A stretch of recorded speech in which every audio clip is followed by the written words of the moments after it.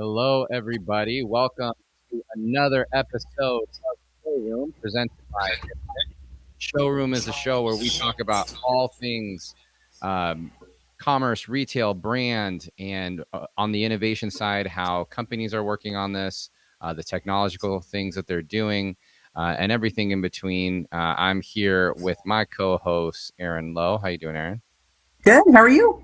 I'm doing fantastic. Good. Well, we got a lot of good things to talk about. It's been a nice holiday week. How was your holiday? How was Christmas for you? I was happy to have all four of my kids home. They're all in college, as you know, and they all came home for the holidays. So I had all four here. It was great. How about you? It was good. Yeah, just relaxed. In Venezuela, in Latin culture, a lot of people celebrate the 24th, La Noche Buena, or New Year's, or sorry, Christmas Eve. And so that's what we did. Had my family. We actually had it at my office. It was a little bit easier because we didn't have to worry about cleaning up right away. And we had a lot of traditional Venezuelan foods. So for anybody that's from Venezuela watching, you might know what an ayaca is, or ensalada de gallina, pan de jamón. So we had a lot of really good, tasty food. And yeah, I love all holidays mainly for the food and also the family, but mainly the food.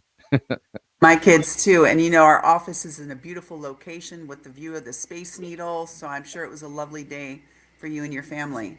Yeah, no, it was great. We had a good time. So, well, let's get right into it for today's show, and let's start out with updates. So, we are actually headed to, if you recognize this place, the bustling city of New York. We will be headed to New York here in a couple weeks, from Mhm. January 11th through the 15th, and we'll be headed to the NRF conference. NRF conference is the biggest retail brand conference that takes place, and it's full of a lot of brands, retailers, and and also startups like ourselves. We'll actually be in the startup alley, or the startup hub, and we have our booth. Here's actually a video of us when we were at Shoptalk a few months ago, and setting up our booth. I actually really loved that we did this and had feed so you can see it. I'm going a little bit ahead of time so we can check it out, but you'll see the Niftmint booth there. So Aaron and I will be in New York City here in a couple weeks at NRF, and we would love to talk to you. We'd love to talk to your brand. We'd love to talk to you if you're an agency, and really just get to know you, share what we're doing with Niftmint, how we are working with brands to create digital twins of their physical products, use that as a measure of authentication, and also use that as a measure of loyalty. So, Aaron, why don't you share a couple of things from when we were at Shop Talk, for example, and just what we learned, and how we engage with brands there too. Well, one of my biggest takeaways was all the meetings that we had with brands where I could go out and discuss one-on-one what Nifmint does, creating digital twins, authenticating commerce, and just kind of spreading the word about tokenization. Yeah, what was really nice is just really understanding how brands are really thinking about this. And so most brands aren't saying that they want to tokenize something, like they don't necessarily know that language. But what does become really interesting is when you hear about how the brands are talking about they need to create digital products. Like creating digital products is a big part of what brands, especially physical product brands, are looking to do, mainly because they want to have a long lasting relationship. There's this notion of a daily active user when you think about watching Netflix, or using your iPhone or Apple Watch, or playing a video game, using a mobile app.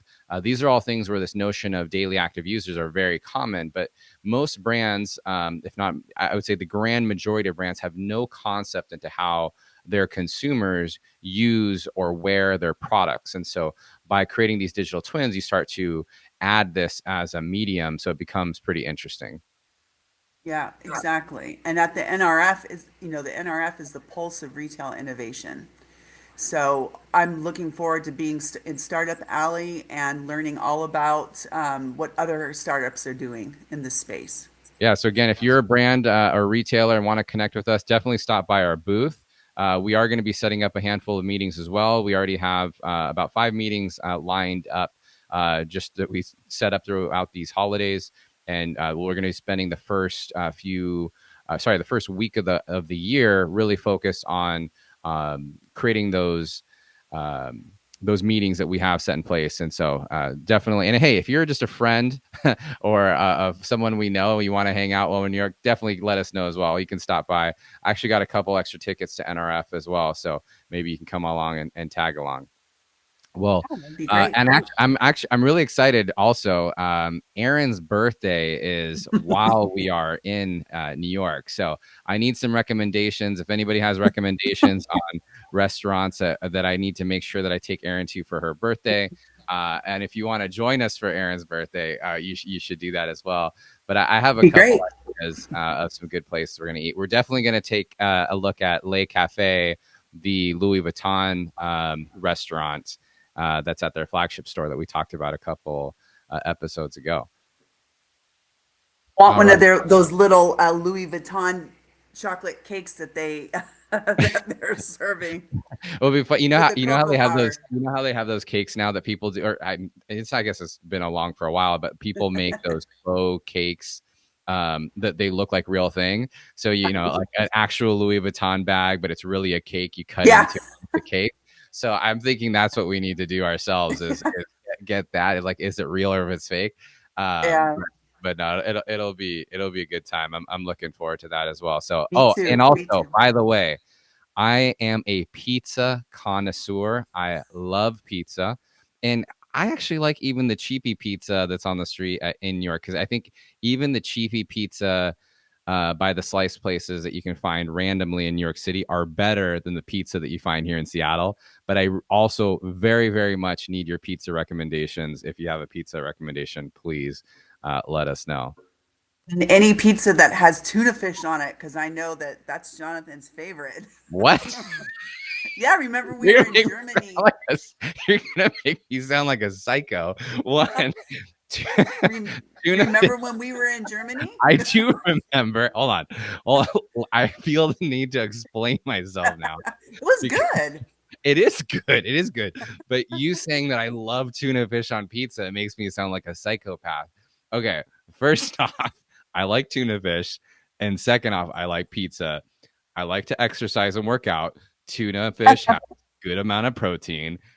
When we were in Germany, in Bonn, Germany, when we were there with Deutsche Telekom and T-Mobile a couple years ago, we went out. They had a pizza restaurant. They had tuna fish on pizza, and I've had it before, and so I was like, get it. So, anyways, I don't love it as in like that's what I pick every time I go, but I Yeah. definitely like tuna fish on pizza. All right, amongst other things, I like any meat on pizza.